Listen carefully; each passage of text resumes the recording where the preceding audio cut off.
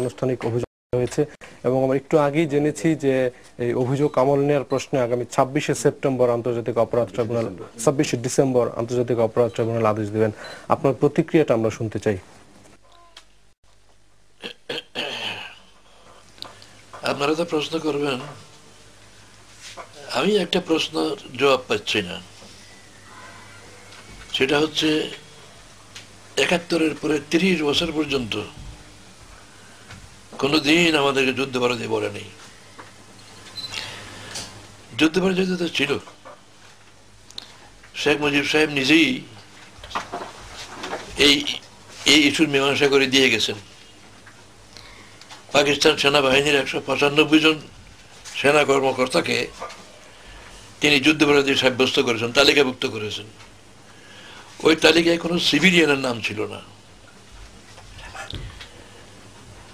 এবং তাদেরকে বিচার করার জন্য একটা আইনও করেছিলেন।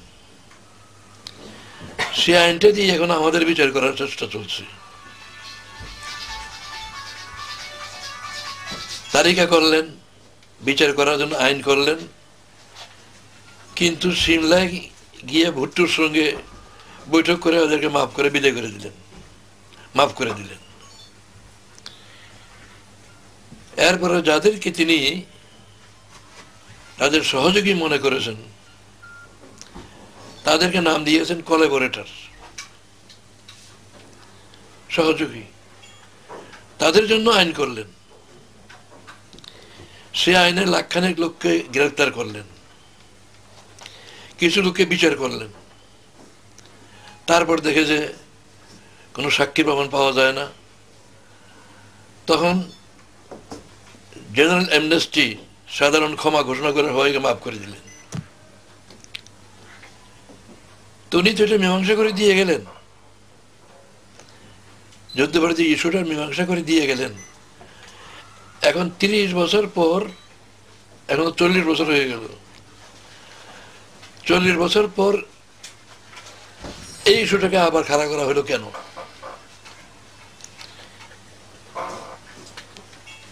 দুই 1993-94 কেয়ারটেকার সরকারের এর আগে এরশাদের স্বৈরশাসনের বিরুদ্ধে আমরা একসঙ্গে আন্দোলন করলাম। বিএনপি, আওয়ামী লীগ, জামাত ইসলামী একসাথে আন্দোলন করলো, আমাদের সঙ্গে বৈঠকও করলো, লিয়াজো কমিটির বৈঠক হইল। তখনও আমরা যুদ্ধবিরতি ছিলাম না। এরপরে বিএনপি যখন ৯১ সালে ক্ষমতায় আসলো, কেয়ারটেকার সিস্টেমে নির্বাচন হওয়ার কারণেই বিএনপি ক্ষমতায় আসলো। এরশাদের সময়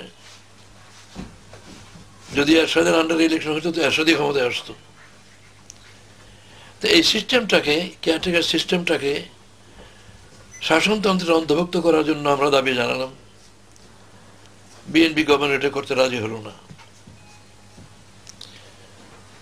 বিএনপি গভর্নমেন্ট কিন্তু আমাদের সমর্থনেই গভর্নমেন্ট ফর্ম করতে পেরেছে। তাদের মেজরিটি ছিল না, পুরো অ্যাবসলিউট মেজরিটি ছিল না, কিন্তু তারা কিছুতেই এই যে কনস্টিটিউশনের অন্তর্ভুক্ত করতে রাজি হলো না। তখন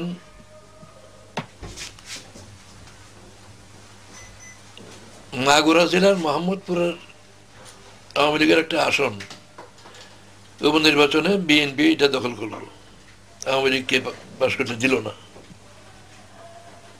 তখন আওয়ামী লীগ তাদের বিরুদ্ধে ক্ষিপ্ত হয়ে এসএনডি বয়কট করলো আর কেয়ারটেকার সরকারের দাবিতে আন্দোলন শুরু করলো। আর এই ইস্যুটা তো আমাদের, আমরা কেয়ারটেকার সিস্টেম সাজেস্ট করেছি। তো আমরা তো এই ইস্যু নিয়ে চুপ করে থাকতে পারি না। আমরা আওয়ামী লীগের সঙ্গে মিলে এই আন্দোলনে শরিক হলাম। ইস্যুটা আমাদের, সেই জন্য আমাদের চুপ করে থাকাটা স্বাভাবিক ছিল না। তখনও আমাদেরকে যুদ্ধবিরতি বলা হয়নি। এই প্রশ্নের জবাব আমি তালাশ করে এক জায়গায় পেয়েছি। আপনারা একথা তাদের জিজ্ঞেস করেছেন কিনা জানি না, আপনাদের জিজ্ঞেস করা উচিত তাদেরকে যে তারা কেন 2001 সালের নির্বাচনের আগে কখনো যুদ্ধাপরাধী বলা হয় না যাদেরকে, তাদেরকে এরা যুদ্ধাপরাধী বলা শুরু করলেন কেন? সেক্টর কমান্ডাররাও এর আগে কোনোদিন এই অভিযোগ করে নাই। আমি তালাশ করে পেলাম এই প্রশ্নের জবাব যে 2001 সালে যে নির্বাচন হলো, তৃতীয় জাতীয় সংসদ নির্বাচন, ওই নির্বাচনে বিএনপি আর জামাত একজোট হয়ে নির্বাচন করেছে। বিএনপি, জামাত, জাতীয় পার্টি আর ইসলামী ঐক্য জোট। সেই ইলেকশনে জামাত ইসলামী ঐক্য জোট মিলে 50টা আসনও প্রতিযোগিতা করে নাই, 50-এর কমই। 300 আসনের মধ্যে 250 আসনে এই দুই ইসলামী পার্টির পক্ষ থেকে কোনো ইলেকশন করা হয়নি। সেখানে আওয়ামী লীগের বিএনপি।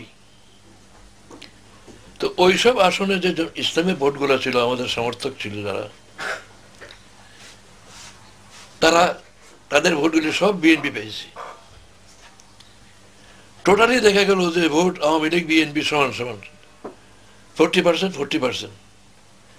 বিএনপি সামান্য কিছু বেশি ভোট পেয়েছে 40%, কিন্তু 1% বেশিও পায়নি। অথচ আসন সংখ্যার দিক দিয়ে বিএনপি পেল, আওয়ামী লীগ পেল 58, আর বিএনপি পেল 197। এত বড় পার্থক্যটা কেন হলো সমান সমান ভোট পাওয়া সত্ত্বেও? এই পার্থক্যটা হয়েছে ইসলামী ভোটগুলি একতরফা বিএনপি পেয়েছে।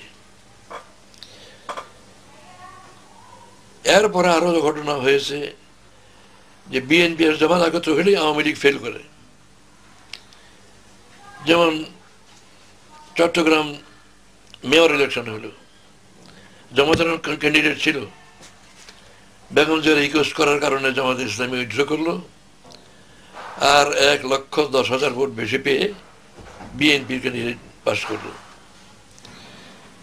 আপনারা জানেন সাংবাদিক ময়দানেও বিএনপি জামাত এক হলে তারা মেজরিটি হয়ে যায়। সাংবাদিক সমিতিও তো এই যে বিভক্ত হয়ে গেছে এই কারণে। Supreme court bar association election, গত 2টা ইলেকশনই জামাত বিএনপি এক হয়ে গেল আর আওয়ামী লীগ ফেল করলো।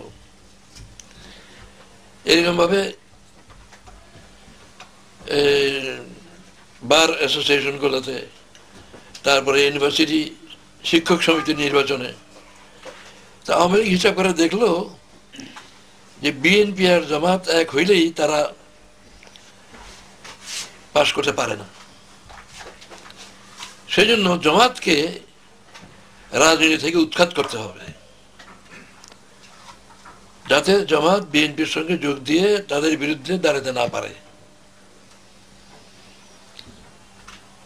এটি একমাত্র কারণ যে জামাত ইসলামীকে নেতৃত্বহীন করতে হবে, রাজনীতি ময়দানে তারা তাদের ভূমিকা পালন না করতে পারে সেই ব্যবস্থা করতে হবে। এই কারণে এই যুদ্ধবিরোধী গালিটা এই 2001 সালের নির্বাচনের পর থেকে চালু হয়েছে। এবং পাকিস্তানি আসল যুদ্ধবিরোধী যারা, তাদেরকে বিচারের জন্য যে আইন করা হয়েছিল সেই আইনটা প্রয়োগ করে আমাদের বিরুদ্ধে বিচার করতে শুরু করেছে। আমরা তো জানি যে 1992 সালে গণ আদালত হয়েছিল, 1994 সালে গণতদন্ত কমিশন হয়েছিল, সেই সময়টা তো আসলে এটা একটা সেকশন করেছিল, কিন্তু যুদ্ধবিরোধী শব্দ ব্যবহার করে নাই। এবং আপনার বিরুদ্ধে 1992 সালে 26শে মার্চ সোহরাওয়ার্দী উদ্যানে যে ঘাতক নির্মূল কমিটি জামাত ইসলামীকে ঘাতক গালি দিয়েছে, কিন্তু যুদ্ধবিরোধী ইস্যু সামনে আনে নেই। রাজাকার আলবদর বলছে, বাট যুদ্ধ অপরাধী বলে না এর আগে কখনো। রাজাকার বল গালি দিয়েছে, কোনো সময় স্বাধীনতা বিরোধী বলেছে। এখন স্যার বিচারটা হচ্ছে মানবতা বিরোধী অপরাধের বিচার। মানবতার বিরুদ্ধে যে কাজগুলি হয়েছে সেইগুলির ব্যাপারে এখন হ্যাঁ, ওইটি মানবাধিকার যে কাজটা গেছে তারা যুদ্ধাপরাধ বলছে।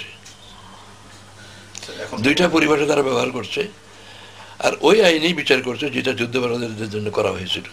এখন স্যার কালকে অভিযোগে আপনার বিরুদ্ধে 52টি অভিযোগ এনেছে এবং শতাধিক আপনার বিরুদ্ধে ঘটনার কথা বলেছে, যে হ্যাঁ, তো অপরাধের কথা বলেছে শতাধিক। তো এগুলি বিষয়গুলির ব্যাপারে আপনার আমার বক্তব্য হলো যে একটা অভিযোগ নয়, সবগুলি অপবাদ,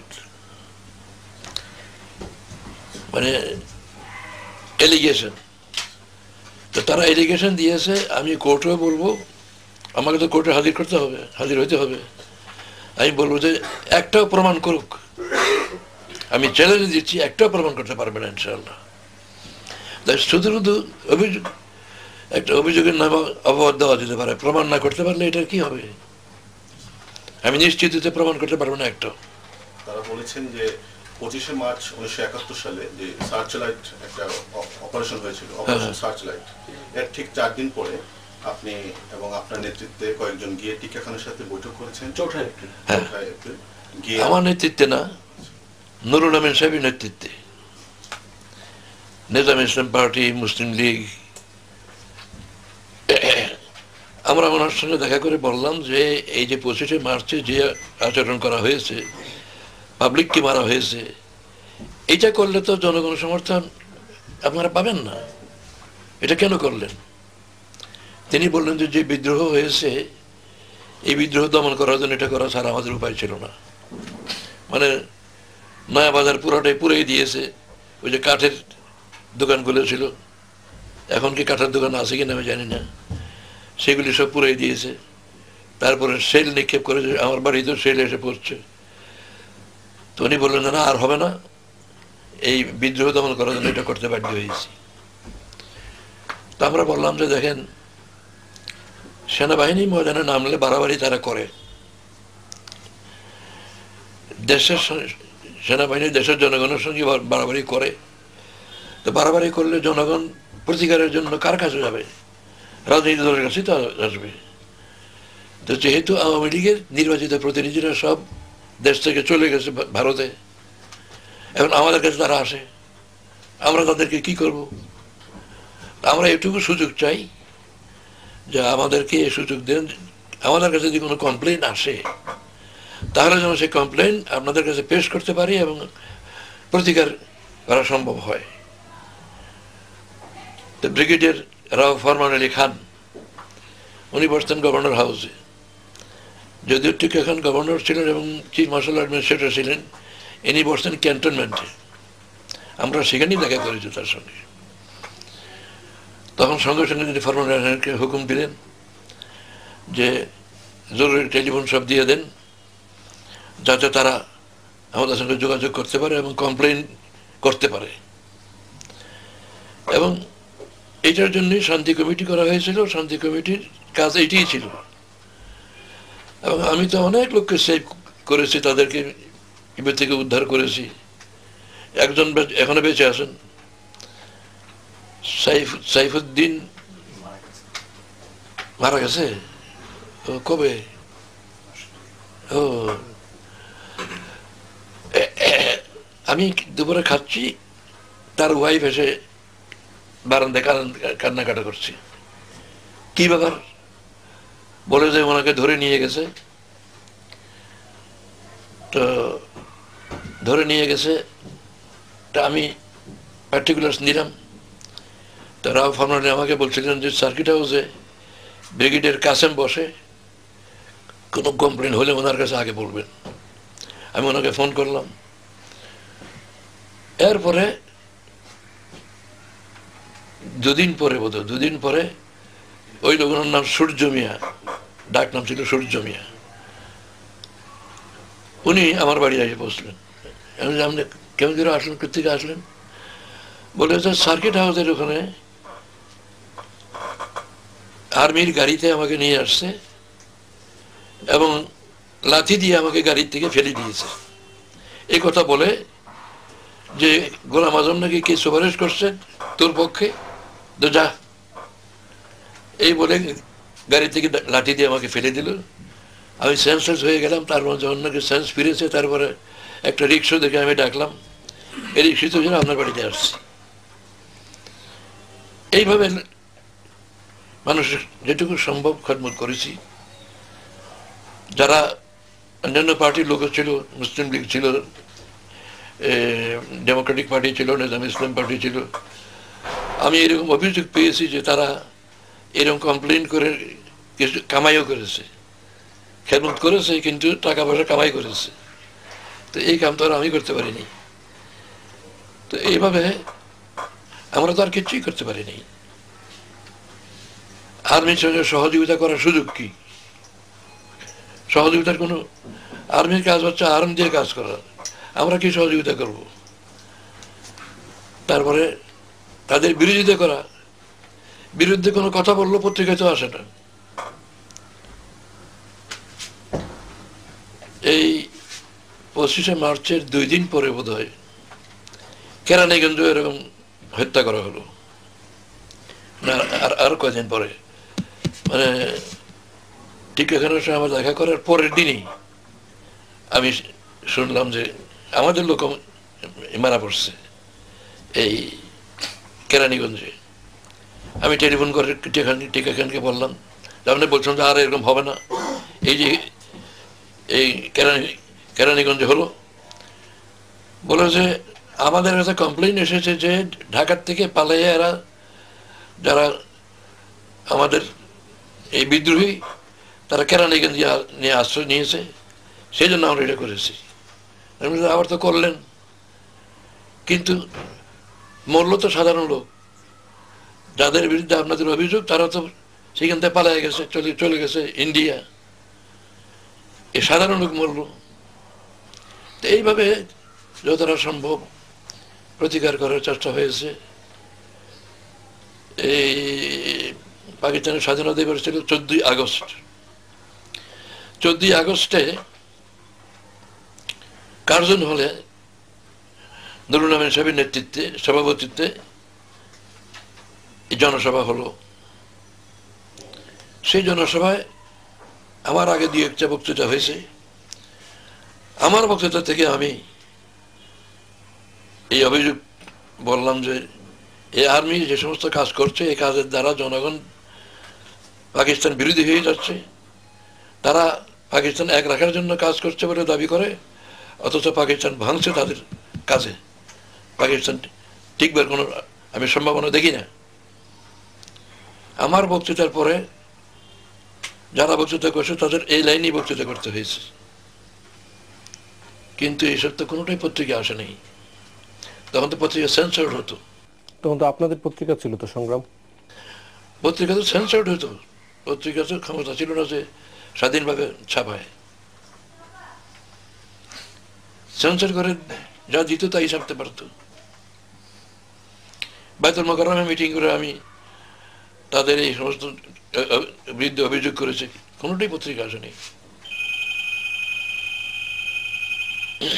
আপনি কি এটা বলতে চাচ্ছেন যে ওই সময় পত্রিকা যা ছাপা হয়েছে আপনাদের নামে সেগুলি সব ভুল ছিল, বা চাপে, পাকিস্তানিদের চাপে পড়ে পত্রিকা ভুল সংবাদ প্রকাশ করতে বাধ্য হয়েছিল? ভুল সংবাদ প্রকাশ করতে বাধ্য হয়েছে কিনা আমি বলতে পারি না। আমি বলতে পারি আমার বক্তব্য আসতে দেয়নি পত্রিকায়। তাদের বিরুদ্ধে যেগুলি যায় সেগুলি কোনো কথা আসতে দেয়নি। এটাকে একদম সংগ্রাম সহ সব পত্রিকায়, সব পত্রিকায়। গেল যে নির্বাচন, সেই নির্বাচনের পর থেকেই তারা যখন জানতে পেরেছে যে ইসলামিক বিশেষ করে জামাত যদি বিএনপির সাথে এক হয় সেক্ষেত্রে তারা ক্ষমতা আসতে পারবে না, সেহেতু তারা এই যুদ্ধাপরাধের যে বিষয়টা তার সামনে এনেছে। এই সামগ্রিক যে প্রক্রিয়া, এই প্রক্রিয়াটাকে আপনি কিভাবে দেখছেন এখন যে বর্তমান চলমান যে প্রক্রিয়াটা? মানে এই প্রক্রিয়া হলো আওয়ামী লীগ ক্ষমতা যাওয়ার জন্য ষড়যন্ত্র। আওয়ামী লীগ যাতে ক্ষমতা যেতে পারে সেই জন্য এটা একটা ষড়যন্ত্র।